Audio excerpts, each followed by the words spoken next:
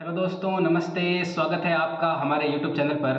दोस्तों, एक बार फिर हम आ चुके हैं राजस्थान जीके के बहुत ही महत्वपूर्ण प्रश्नों की इस श्रृंखला में बीएसटीसी के लिए। बीएसटीसी 2024 का जो एग्ज़ाम है वो 23 जून को है, यानी बहुत ही ज़्यादा नज़दीक है। इसके लिए बहुत ही ज़्यादा महत्वपूर्ण प्रश्न ही जो है हम इस श्रृंखला में देखने वाले हैं, इस क्लास में देखने वाले हैं।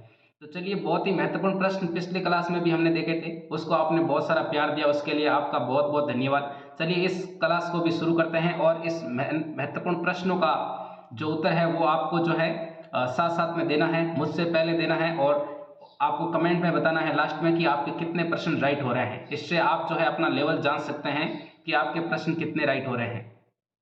चलिए, इसी के साथ इस क्लास को शुरू करते हैं।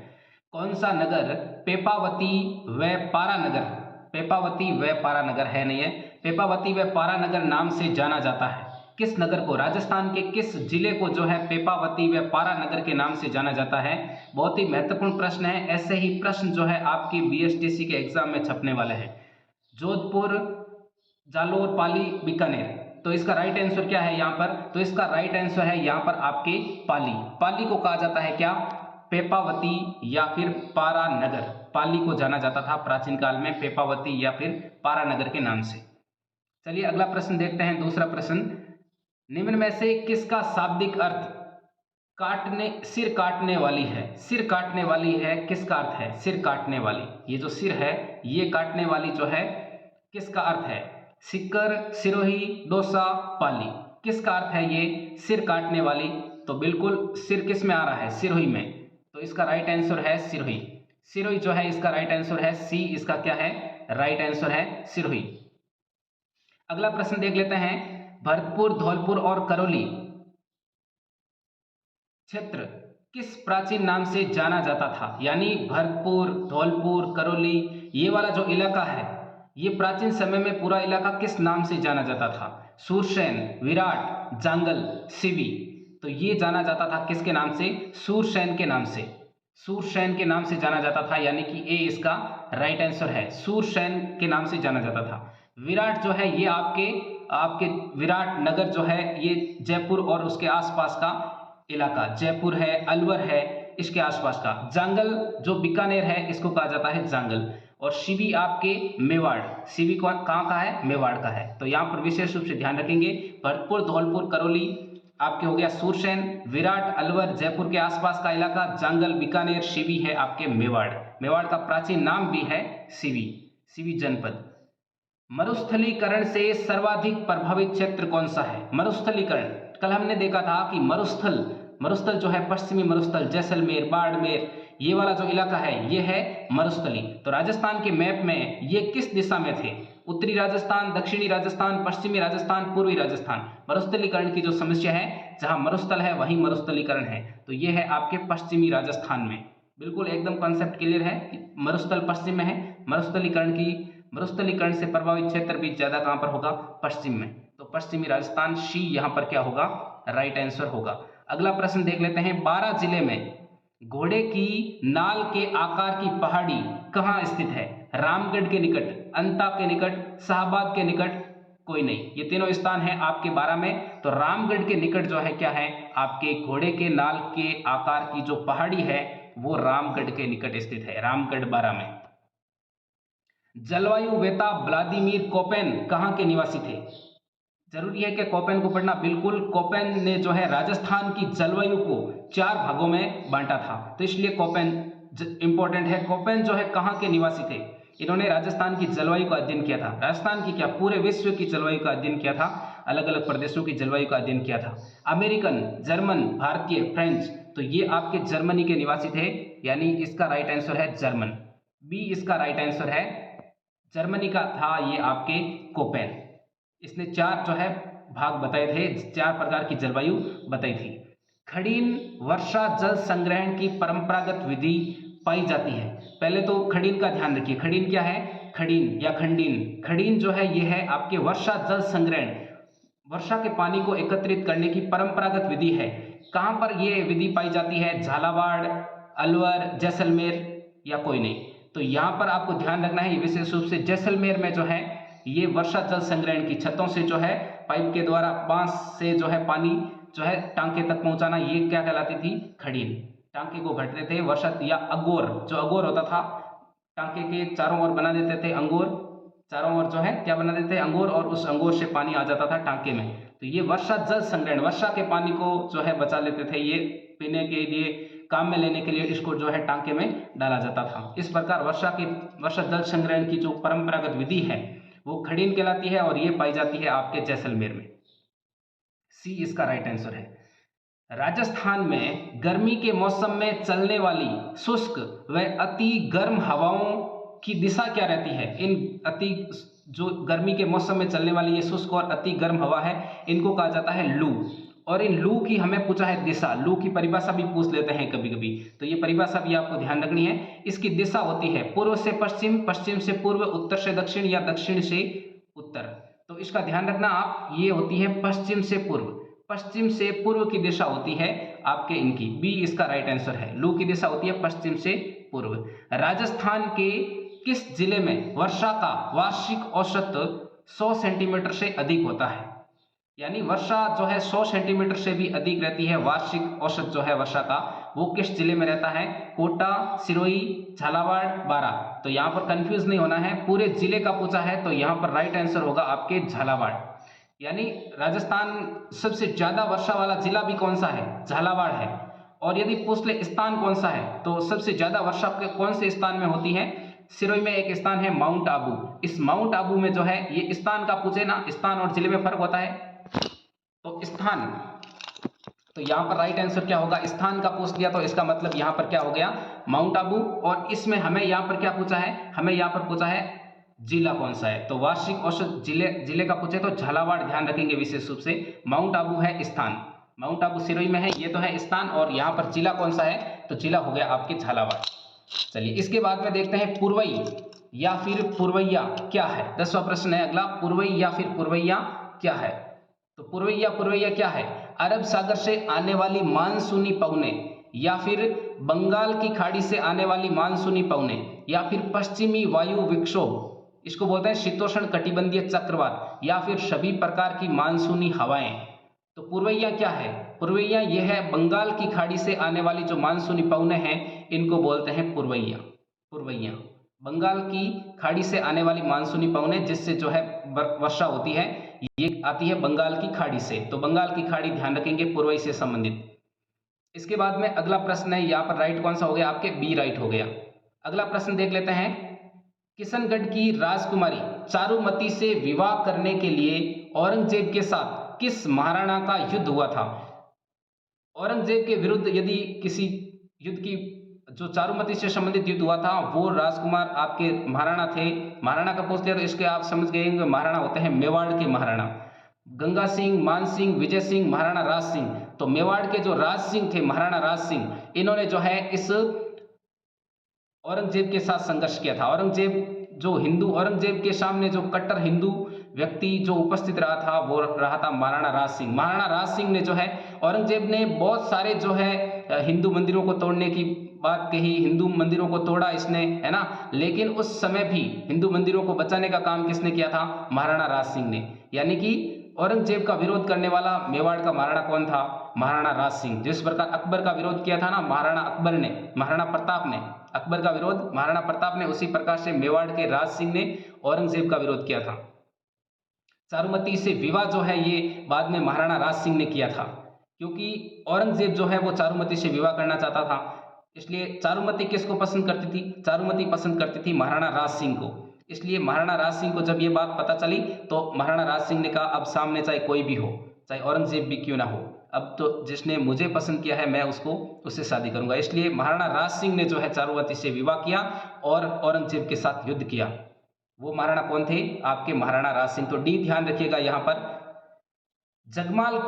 जगमाल आपके महाराणा प्रताप के भाई थे, जिन्होंने महाराणा प्रताप के विरुद्ध बगावत कर दी थी, और ये अकबर से जा मिला था जगमाल को अकबर ने कहाँ की जागीर प्रदान की थी? जब अकबर के पास गया जगमाल, तो अकबर ने जगमाल को कौन सा स्थान दिया था जागीर के रूप में? बांडोली, डीग, जहाजपुर, परगना। तो यहाँ पर ध्यान रखेंगे जहाजपुर, ये भरतपुर में स्थान है जहाजपुर, तो यहाँ पर राइट आंसर है जहाजपुर। अकबर ने जो है जहाजपुर जो स्थान है वो किसको दे दिया था? जगमाल को दे दिया था। मालदेव के पश्चात मारवाड़ का शासक कौन बना था? मालदेव के पश्चात मारवाड़ का शासक कौन बना था? चंद्रसेन, पृथ्वीराज, राम या फिर जैतमल? तो यहाँ पर मालदेव का जो ये चंद्रसेन था बेटा, चंद्रसेन शासक बना था। हालांकि बड़ा बेटा जो था वो था मोटा राजा उदय सिंह, वो शासक नहीं बन पाया। शासक कौन बना था? चंद्रसेन, क्योंकि ये चंद्रसेन जो है योग्य भी था, इसलिए चंद्रसेन शासक बना। चंद्रसेन ने जो है आपके किसका विरोध किया था? अकबर का विरोध किया था, अकबर के विरोध लड़ा था, अकबर की अधीनता स्वीकार नहीं की थी। तो यहाँ पर चंद्रसेन ये व्यक्ति। इसके बाद में अगला प्रश्न है, मारवाड़ का प्रताप नाम से प्रसिद्ध था। कौन था मारवाड़ का प्रताप? तो मारवाड़ का प्रताप भी किसको कहा जाता है? आप ये तो पिछले क्लास में भी देख चुके हैं। मारवाड़ का प्रताप कहा जाता है राव चंद्रसेन को। डी इसका राइट आंसर है। अकबर की अधीनता किस मारवाड़ शासक ने स्वीकार की? तो अकबर की अधीनता किसने स्वीकार की? जब चंद्रसेन की मृत्यु हो गई थी उसके बाद में अकबर ने जो है मोटा राजा उदय सिंह को मारवाड़ का शासक बनाया था। यह भी हमने कल कॉन्सेप्ट क्लियर कर लिया था। तो मोटा राजा उदय सिंह ने अकबर की अधीनता स्वीकार कर ली थी। मारवाड़ के किस शासक की रानी उमादेव भटियाणी इतिहास में रूठी रानी के नाम से प्रसिद्ध है? रूठी रानी किसको कहते हैं? उमादेव भटियाणी को, जो जैसलमेर की भाटी वंश की राजकुमारी थी। इसने जो है ये किसकी रानी थी? उमादेव जो है वो किसकी रानी थी? राव मालदेव, राव चंद्रसेन, राव चुंडा या फिर राव सिहा? तो ये आपके राव मालदेव की पत्नी थी, जो मालदेव से रूठ गई थी और आजीवन आपके अजमेर में रही थी, तारागढ़ में। वहां पर रूठी रानी का महल भी बना हुआ है।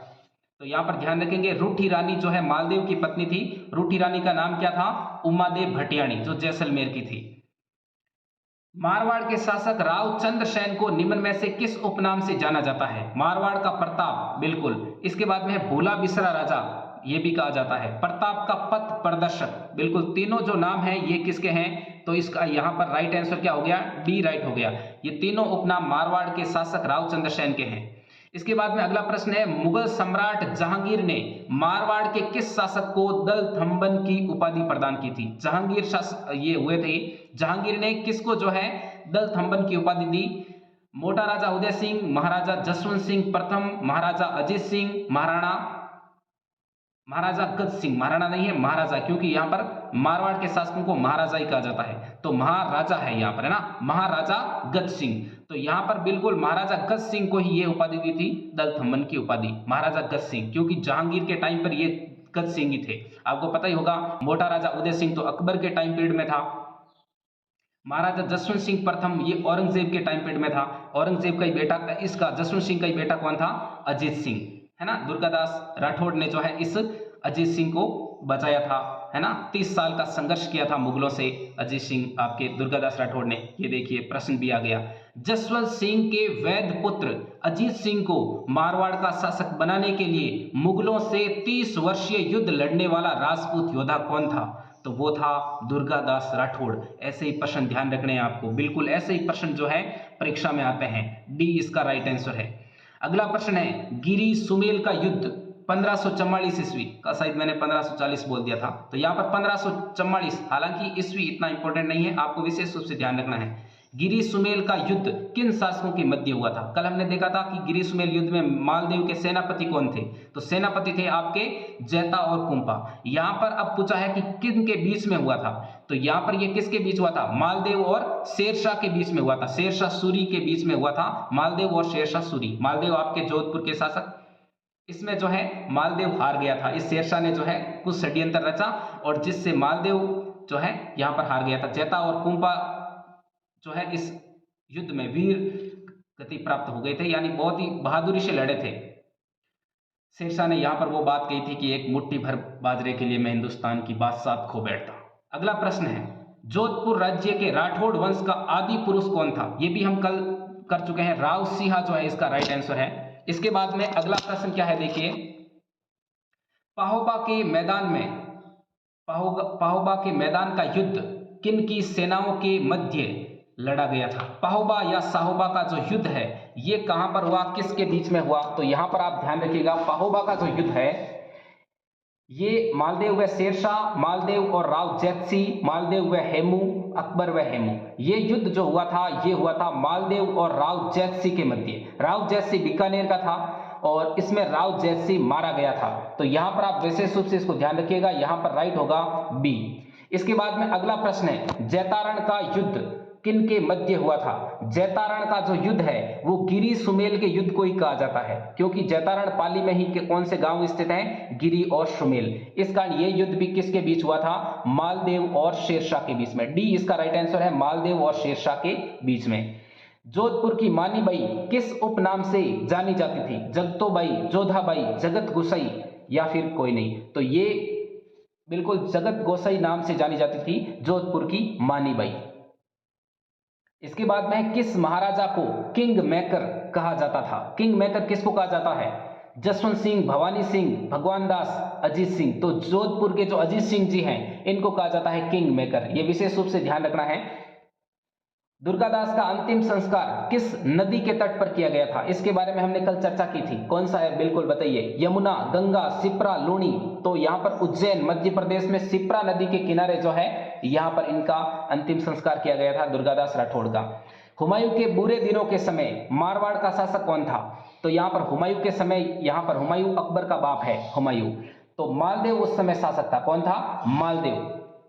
मालदेव जो है हुमायूं के बुरे दिनों के समय मालदेव यहां पर मारवाड़ का शासक था। हुमायूं के बुरे दिन क्यों थे? क्योंकि जो दिल्ली और आगरा की जो गद्दी है उसका हकदार कौन बन चुका था? आपके शेरशाह सूरी।